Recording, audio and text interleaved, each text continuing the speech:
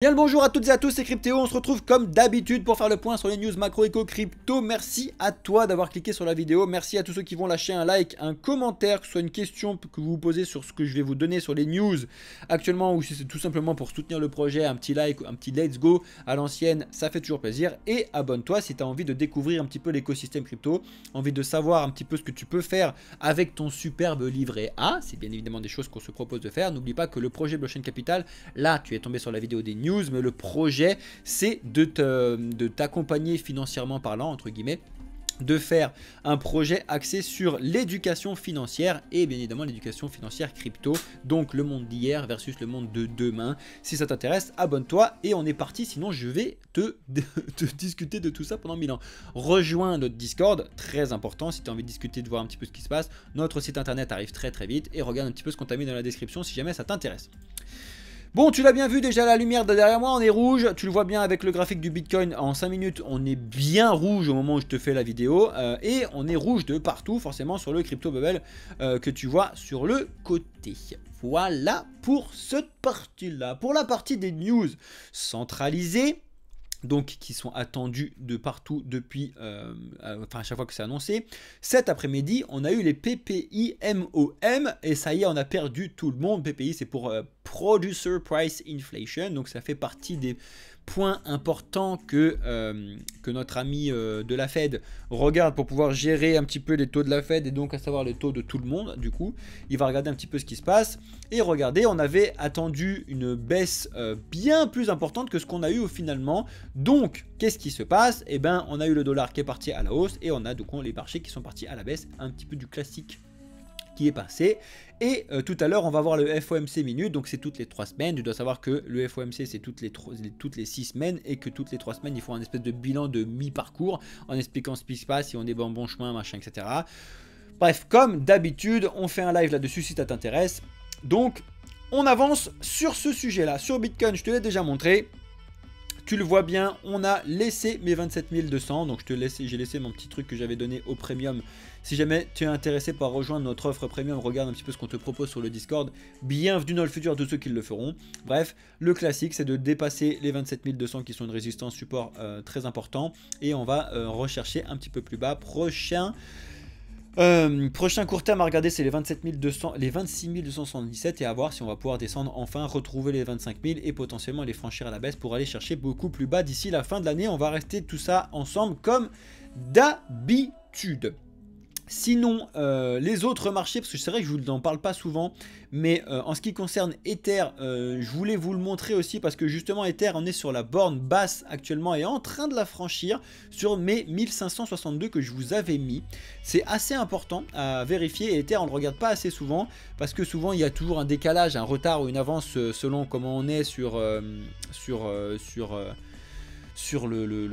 graphique là d'Ether, bref. Et donc tu sais que le crochet bleu que je te mets là, c'est le même que le crochet bleu historique des 28,32 de Bitcoin, d'accord? Donc tu vois bien que pour le coup, Ether, on en est vraiment loin et on a bloqué sur les 1718 là que je vous ai mis ici. Très important. Là, on est en train de bloquer encore une fois. Donc, ce sera la 4e fois depuis un certain temps sur les 1562. La question, c'est de savoir si là, on continue et on le casse à la baisse. Et là, pour le coup, ben, je ne vois pas ce qui peut arrêter Bitcoin. Ether à descendre sur les 1480 et les 1400 tout court.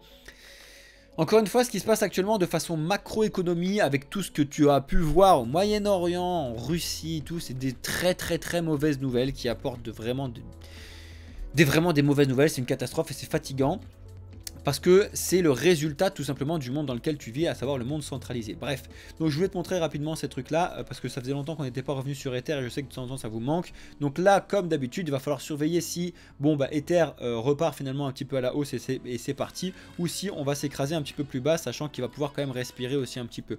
Et il y a une potentielle mauvaise nouvelle pour l'écosystème d'Ether complet, pas juste Ether, que je vais t'expliquer juste après. Reste bien connecté jusqu'à la fin de la vidéo pour savoir ce que je t'explique là-dessus. C'est très important, tu l'as peut-être très certainement déjà vu passer, mais l'avantage c'est que tu puisses avoir mon avis que de regarder dessus. J'en ai déjà parlé, mais là on va revenir un petit peu dessus, c'est très important. Reste bien connecté et on a Bitcoin en direct qui décroche complet. Et du coup qui va amener Ether avec, à mon avis. Bref. Donc, en ce qui concerne les news, Comme d'habitude, tu dois mettre cette page en favori, tu dois la refresh souvent pour voir un petit peu ce qui se passe sur le procès de SBF. Parce que ce procès-là aussi va apporter pas mal d'informations sur les mouvements à venir sur l'écosystème, comme d'habitude. D'accord? Donc, très important, actuellement on est en train d'assister à la petite guéguerre entre Caroline et SBF, donc c'est assez drôle. T'as SBF qui dit c'est de sa faute à elle, et t'as Caroline qui dit bah c'est de sa faute à lui, donc ils se rejettent là à chaque fois chacun l'un la faute. C'est assez drôle, mais c'est exactement ce qui se passe actuellement sur le procès, hein. Et on apprend quand même des belles petites dingueries qui sont très très drôles, que t'avais SBF qui se sentait vraiment pousser des ailes à la fois, mais comme pas possible. Selon lui, il avait des chances de pouvoir devenir le nouveau président des États-Unis. Bon, ça me fait vraiment marrer ce genre de truc, parce que je ne comprends pas comment c'est possible de pouvoir avoir le boulard aussi gros. Et c'est exactement ce qui se passe quand tu donnes trop d'argent à quelqu'un d'un coup. Bah, il a fait complètement n'importe quoi. Vraiment, c'est un enfant en école maternelle où tu lui donnes des sous et il va aller s'acheter des bonbons et des cartes Pokémon et puis il va faire n'importe quoi avec. D'accord? Les cartes Pokémon, c'est quand même un très bon investissement, cela dit. Bref, ça c'était pour la petite dédicace. En attendant, on apprend réellement que les comptes FTX, c'était une réelle catastrophe. Et que j'espère bien que tous les autres, là, les petits Binance, OKEx, Bybit, BitGet, etc., en tirent une très belle leçon de ce qui se passe actuellement. Et je pense que c'est le cas. Ils tirent une très belle leçon de toute façon depuis qu'on a eu ce bazar sur FTX, de comprendre qu'il faut être le plus transparent possible, même si on est obligé de faire la petite confiance un petit peu à tout ça. Mais bon, bref, suivez-moi ce procès en direct sur Crypto si vous voulez. Vous en avez au moins 2 qui font le direct. Vous avez Crypto, c'est Journal du Coin. Moi j'aime bien Crypto sur cette partie-là. Ils vous font vraiment les gros résumés tout le temps. Donc bon, bref, maintenant si vous n'avez pas regardé, il faut vous taper tout le truc depuis le début. Mais c'est vraiment hyper intéressant. Donc c'est un procès à l'américaine avec le jury, etc. comme d'habitude. Mais l'issue de tout ce qui va se passer là-dessus, c'est vraiment très important. Savoir combien il va prendre SBF, s'il va pas prendre beaucoup, et combien vont prendre aussi ses collègues, parce qu'il y en a qui ont... il y a tout le monde qui avoue, là, tout le monde qui se lâche, et tout le monde qui dit voilà, oui, j'ai fait ça, oui, machin, mais du chouette, et c'est vraiment important. On continue, on a Arthur Hayes. Donc pour ceux qui ne savent pas qui c'est, Arthur Hayes, c'est le cofondateur de BitMEX, d'accord, qui nous explique que c'est un petit peu dangereux, encore une fois avec des pincettes, la taille de BlackRock dans l'écosystème crypto, que ce serait un petit peu trop centralisé les bitcoins sur eux. Alors oui et non, c'est-à-dire comme d'habitude, c'est que oui, sur le court terme, c'est compliqué parce qu'ils vont amasser beaucoup de bitcoin, d'accord? Ça, on est complètement d'accord. Mais comme tout le monde, ils ont besoin de payer des factures. Donc en fait, ils vont être obligés de faire des bénéfices petit à petit. Et quand tu fais des bénéfices sur bitcoin, alors que le bitcoin ne fera que de monter sur le long terme avec les 100 000, 200 000, etc. Ça va prendre le temps, n'oubliez pas, calmez-vous dans les commentaires. Mais du coup, en fait, ils vont être obligés d'en lâcher petit à petit et du coup, ça va naturellement se décanter. Mais ça va prendre beaucoup de temps, effectivement. Si on analyse ça juste sur l'année 2022-2023, effectivement, ils ont que engrangé parce qu'ils sont en train de se préparer pour 2024-2025. J'espère que tu te prépares aussi et ça passe par de l'éducation. Bref, donc... il faut mettre des petits warnings, mais il faut mettre des petits warnings. Il faut juste vérifier un petit peu comment ça fonctionne et tout ira bien entre guillemets. Je voulais vous montrer ça, si jamais vous ne connaissez pas ce site là sur blockchain.com, vous pouvez voir un petit peu ce qui se passe au niveau de la blockchain et des différentes blockchains en question. Là je vous montre rapidement Bitcoin en fonction de son prix comparé à son nombre de transactions par jour. Vous le voyez, on a eu quand même des transactions sur Bitcoin qui même en 2023 ont fait que de monter si tu regardes, sauf depuis septembre. Donc c'est exactement ce que je vous avais dit. Je vous avais dit attention, en septembre il va y avoir des choses qui sont compliquées, c'est la rentrée, c'est machin, c'est bidule, c'est chouette. Mais je vous avais dit que ça ne va pas forcément se répertorier sur le prix directement. Là actuellement, pendant tout 2023, on a eu pas mal de projets qui étaient là et les gens comme moi qui sont déjà dans l'écosystème crypto ont utilisé de plus en plus la blockchain parce qu'on peut faire énormément de choses avec et c'est vraiment exceptionnel, au-delà juste de la spéculation et du prix. Mais... depuis septembre, les gens sont rentrés, les gens comme n'importe qui sont plus en vacances pour pouvoir tester certains trucs, etc. Donc on a eu une belle accalmie de l'utilisation des transactions donc sur Bitcoin. On le voit bien. Donc c'est un gros signe de baisse. Des gros guillemets. Encore une fois, il faut que vous sachiez différencier l'utilisation du prix qui n'a rien à voir. D'accord? Et surtout, arrêtez de regarder le prix, regardez la market cap s'il vous plaît.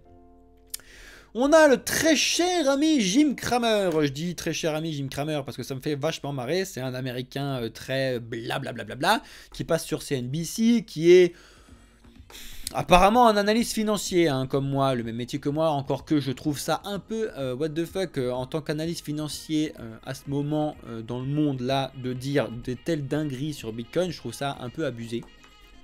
d'avoir des avis sur le fait que Bitcoin, tout ce que vous voulez, etc.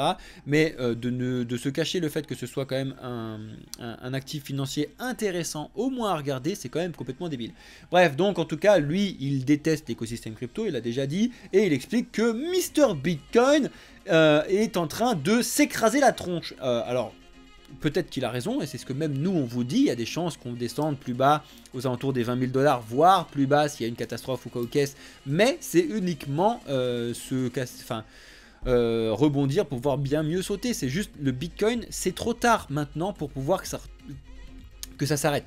L'écosystème crypto, les gens encore qui malheureusement croient que c'est juste une passade et que ça va se terminer, c'est trop tard. Je suis désolé de vous dire ça, les amis, que vous soyez sur TikTok ou que vous soyez n'importe où, c'est trop tard. C'est-à-dire que les gens, et même les institutionnels et n'importe qui, ont compris maintenant que la technologie apportée par la blockchain, les NFT, oui, la technologie, derrière ça, c'est exceptionnel et ça résout un nombre incalculable de besoins. Donc, c'est trop tard pour penser que ça va tomber, c'est trop tard. Donc, tous ceux qui pensent encore que ça sert à rien de rentrer maintenant parce que ça va se viander, il n'y a plus d'argent à se faire, etc. C'est totalement faux, d'accord? Donc, il faut respirer un petit peu 5 minutes et prenez un petit peu le temps de vous renseigner et surtout de vous éduquer, très important. Si vous voulez, on vous propose des services, notamment le service Premium, qui est un abonnement mensuel sur notre Discord où on discute ensemble. D'ailleurs, pour tous ceux que ça intéresse, avec Alex, dirigé par ma part, entre guillemets, c'est sur mon truc, mais on va s'organiser des petits lives une fois par semaine, une fois tous les 2 semaines, etc. On va voir pour préparer le bull run, réservé uniquement au premium, parce qu'en fait, on a une certaine éducation et un accompagnement qu'on fait uniquement avec les premiums, et du coup, on se permet d'aborder un petit peu plus de sujets plus touchy, entre guillemets, et de discuter un petit peu plus avec vous sans vous dire tout le temps c'est pas un conseil d'investissement, on sait que les premiums sont au courant de tout ça. Donc bref, si ça vous intéresse, vous avez ce service premium là, et si ça vous intéresse d'être accompagné directement parce que vous avez des questions, des envies, que vous voulez avoir quelque chose qui est directement juste pour vous, on a bien évidemment ce qu'on appelle un accompagnement personnalisé. Donc si ça vous intéresse, rejoignez le Discord, rejoignez la famille là, bienvenue dans le futur, vous ouvrez un ticket et vous nous expliquez ce que vous voulez. On est bien évidemment là pour discuter de tout ça ensemble. Alors ça me fait vachement marrer, je sais pas si vous connaissez ça d'ailleurs, je sais pas si t'es là Alexandre, la Wiz, je sais plus si je te l'avais dit celui-là mais je crois pas, quelqu'un d'autre à suivre sur Twitter qui est assez intéressant, bref, Sentiment, qui fait un classement. Alors comme d'habitude, il faut prendre des pincettes de partout s'il vous plaît, quand vous voyez ce genre de truc, qui fait un classement des top coins en fonction de leur development activity, donc en fonction de l'activité de développement qu'ils sont en train de faire sur le projet. Ça ne veut pas dire que c'est un projet qui va aller to the moon, etc. Ça veut juste dire que pour le coup, en termes de développement, il y a énormément de travail actuellement, et le Cardano est passé en T1, donc en première position devant tout le monde assez récemment. Je vous dis pas que le Cardano c'est le futur, c'est machin, ça va dépasser Bitcoin, Ether et tout, je m'en fous, j'en sais rien, j'ai pas de boule de cristal. Par contre, c'est quand même un protocole très intéressant à regarder, et il faut quand même savoir qu'est-ce qu'ils proposent, pourquoi c'est intéressant, pourquoi ils sont en T1 là, mimamou, etc. Et bien évidemment, regardez les places qu'on a derrière, on retrouve bien évidemment des géants comme Polkadot, on retrouve des un poil plus petits comme le Kusama, mais il y a beaucoup de gens qui travaillent dessus, et des Rage Bar, donc un des concurrents directs de XRP. Bien évidemment, on a du Vega, on a Chainlink, qui est un petit peu tout seul sur l'interopérabilité, encore que je vais vous en présenter un autre tout à l'heure qui arrive petit à petit, l'Ethereum Status, le Dexfinity, l'Atom bien évidemment, et on a l'Ether qui continue de se développer. Mais tu vois que j'aurais limite mis l'Avalanche aussi dans le travail, mais je pense qu'ils sont sur le top, ils doivent être dans le top 30 l'Avalanche, parce que là je vous ai mis bref le top 10 du truc, mais si tu redescends un petit peu, l'Avalanche est dessus bien évidemment. Bref, ça c'est les choses qui sont intéressantes, mais encore une fois, recherchez, ne croyez pas, comme d'habitude, c'est un petit peu le slogan de base. Je voulais revenir rapidement dessus parce que ça fait partie des choses qu'on apprend et qu'on réapprend avec le procès de SBF. Mais tu sais, on a appris maintenant donc que SBF avait ses petits protégés, entre guillemets, ces petits projets qu'il utilisait notamment pour pouvoir renflouer les caisses de FTX, et donc pour pouvoir se faire un petit peu plus d'argent. Parmi ces projets, tu as donc bien évidemment le Solana, hein, qu'on a déjà discuté 1 milliard de fois, où lui il avait expliqué, je pense que le Solana est meilleur qu'Ether, bref il avait toute la pub là-dessus. Solana avait bien explosé un peu grâce à ça et c'est bien viandé la tronche un peu à cause de ça. En attendant, Solana c'est quand même différent de FTX, faut pas non plus oublier. Et pourquoi je te montre ça? Parce qu'on avait l'oxygène entre autres et on a aussi le sérum. C'est un petit peu ce qui a créé le bazar la semaine dernière, notamment avec Asher Owen. Donc parce que Asher en avait parlé de sérum et en fait il s'est fait cracher dessus sur Twitter. Enfin sur X, je trouve ça un petit peu malheureux et fatigant que les gens pètent des câbles sur des présentations de projets, de trucs, etc. Encore une fois, Asher ne vous a jamais dit ouvertement mettez toutes vos billes sur le sérum. Donc prenez un petit peu des giga grosses pincettes. Hein. Asher, tu passes par là. Bien le bonjour à toi et rejoins-nous un petit peu pour faire un podcast ensemble, ça serait super cool. Bref, en tout cas, c'est clairement pas le premier à vous dire investissez là-dessus, allez-y. Non, c'est le premier à dire comme tout le monde, comme nous, que c'est pas des conseils d'investissement d'une part et qu'il faut investir de l'argent qu'on est capable de perdre. Et qu'il faut faire ses propres recherches, d'accord? Faites très attention, donc arrêtez de cracher sur un truc. N'oubliez pas qu'il fait un petit peu comme nous quand on peut vous proposer des projets, notamment comme certaines amas que vous retrouvez sur notre Discord. Le but du jeu, c'est que vous puissiez avoir une ouverture d'esprit de ce qui se passe actuellement et que vous puissiez comprendre, tiens, on peut faire ci, on peut faire ça, etc. Vous allez chercher les concurrents, vous allez chercher, etc. C'est ça qu'il faut faire, très important. Mais arriver juste comme ça et dire, bim, je vais dans le mur, non. Merci.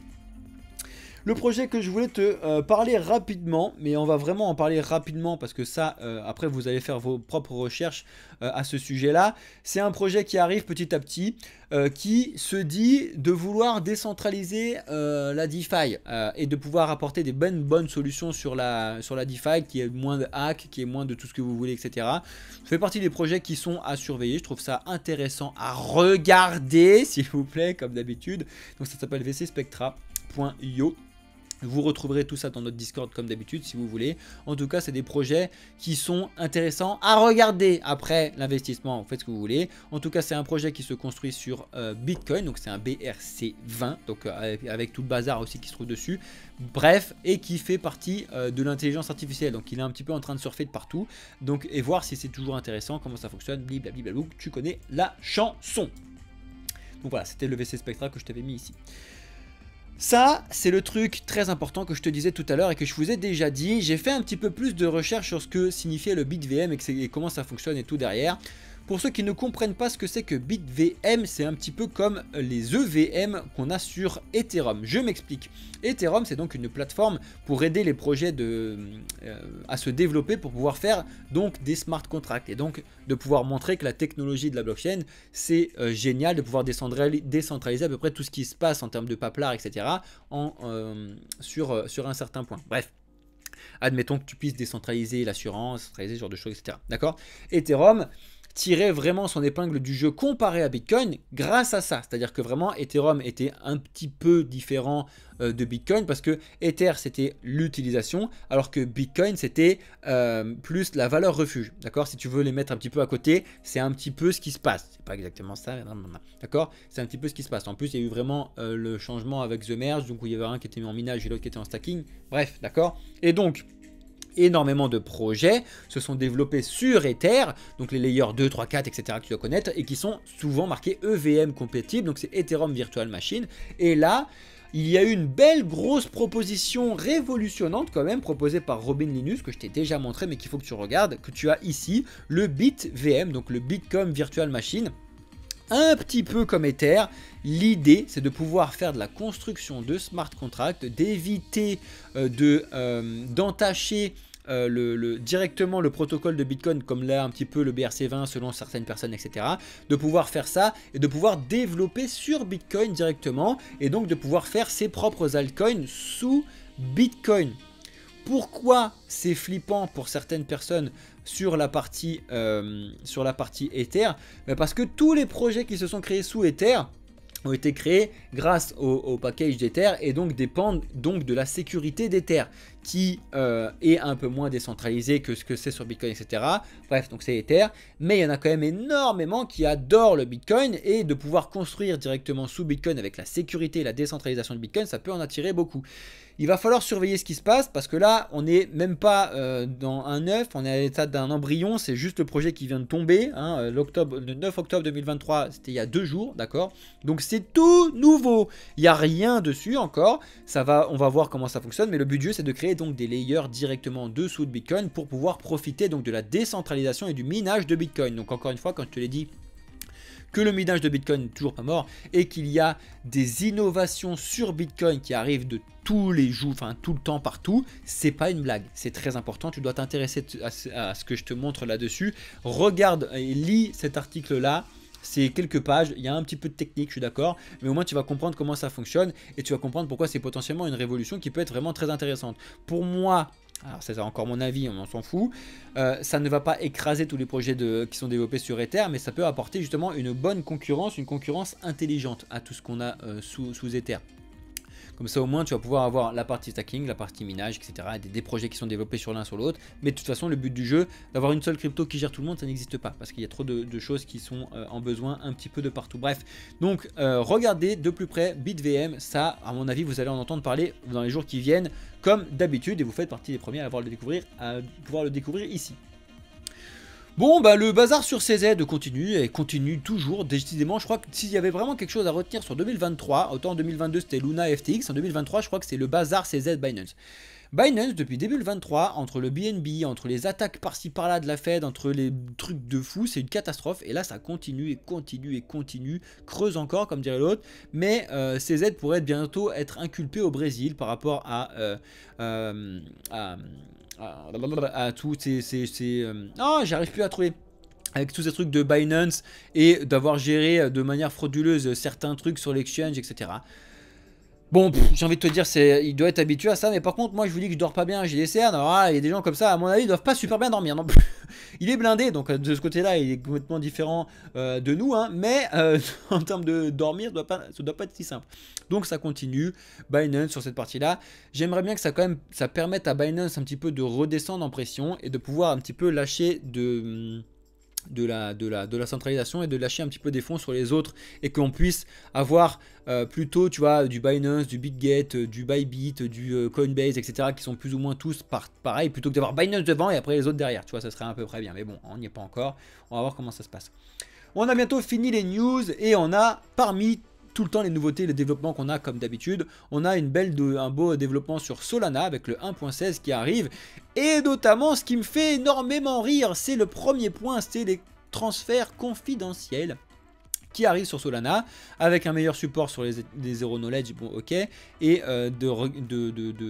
d'avoir des réductions de trucs d'hardware. Bref, ça c'est moins important. Moi, ce que je trouve assez important et assez fou, c'est les transferts confidentiels. N'oubliez pas qu'il y a des projets axés là-dessus que les gouvernements détestent, notamment les plus connus, c'est le Monero et le Zcash. Le Monero qui a été délisté de plein de plateformes justement à cause de ça. Ça me fait marrer que Solana mette en place ce genre de choses, donc ils vont pouvoir avoir des projets qui vont être développés là-dessus. On va voir comment ça se passe, mais ça fait partie des grosses innovations, comme quoi n'oubliez pas qu'il y a quand même pas mal d'innovations et ça arrive très très vite à chaque fois. L'écosystème crypto et la technologie, ça avance vraiment vraiment vite. Et on finit avec cette petite news comme d'habitude. Je sais que vous êtes beaucoup à regarder uniquement les projets qui sont lancés sur le Launchpad de Binance parce qu'apparemment Binance c'est les génies, il n'y a qu'eux qui sont capables de trouver les bons projets. Non, déjà, hein, rasseyez-vous 2 secondes dans votre siège. Mais bon bref, il faut quand même en parler parce que c'est quand même intéressant, mine de rien, mais il faut quand même regarder un petit peu les projets qui se développent et faire ses propres recherches dessus, comme d'habitude. Mais donc on a le lancement de Neutron, donc le NTRN sur Binance, et tu as un très joli article sur Cointribune qui te résume en 1 page et demie rapidement ce que tu dois savoir sur ce projet. Bon, pour te le faire très très simple, ce serait potentiellement un concurrent à Chainlink, donc sur l'interopérabilité entre les blockchains. Donc ça fait partie des projets que je pense sont vraiment intéressants et indispensables à l'écosystème crypto, de pouvoir faire des échanges entre les différentes blockchains, de ne pas rester uniquement dessus.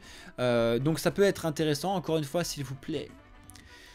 Ne mettez pas tous vos sous dans les listings des projets.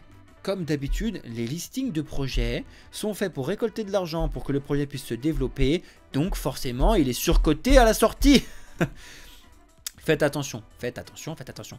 Quand tu arrives avant le listing, forcément, tu es super bien placé parce que tu as les prix qui sont vraiment super bien, il n'y avait personne encore dessus. Quand tu arrives au listing, en général, c'est la merde, d'accord? Parce que tout simplement, tu as tous ceux qui sont arrivés avant qui vont faire leur x2, 5, 10, 20 et revendre. Donc ça fait une bonne puissance à la vente. Et en plus de ça, De toute façon, le projet n'a pas encore fait ses preuves de savoir comment ça fonctionne, de savoir s'il fonctionne, de savoir s'il est intéressant, de savoir les machins. Donc en général, il est surcoté. Donc en général, il faut attendre un petit peu. Faire du DCA dessus, why not? Mais un projet qui dès la sortie fait que de monter, ça n'existe pas, d'accord? Parce qu'un projet qui fait que de monter, c'est pas sain, ça fonctionne pas, ça marche pas. Donc oubliez de faire de ce genre de trucs.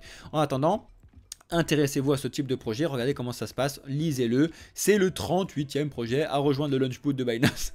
Ça me fait marrer. D'ailleurs, si ça vous intéresse, regardez les 37 autres. Et vous allez voir que je vous dis pas de conneries, d'accord? Tu regardes tous ceux qui sont sur le Launchpool de Binance, tu vas regarder et tu regardes le prix, parce que c'est le prix qui t'intéresse, même si c'est complètement débile, mais bon, on s'en fout. Regarde le prix de la sortie, le prix où on en est maintenant, et regarde, tu verras bien que ce que je te dis, c'est très intéressant. Merci, bonsoir. Voilà les amis, je vous laisse là. Donc on a fait le tour sur les news comme d'habitude. Donc là, pour ceux qui sont sur YouTube, belle petite vidéo. J'espère que vous avez pris le temps de liker, de vous abonner, de regarder tout ça et de poser des questions en commentaire. Parce que je vous ai donné quand même pas mal de sujets assez touchy. Je vais rester encore un petit peu de temps avec ceux qui sont en live sur TikTok et sur Twitch. Comme d'habitude, en attendant, merci à toutes et à tous d'avoir suivi ce live et cette vidéo. C'était Cryptéo pour le projet Blockchain Capital. Excellente journée, soirée, nuit. Ça dépend quand est-ce que tu regardes la vidéo. Ciao, mon ami.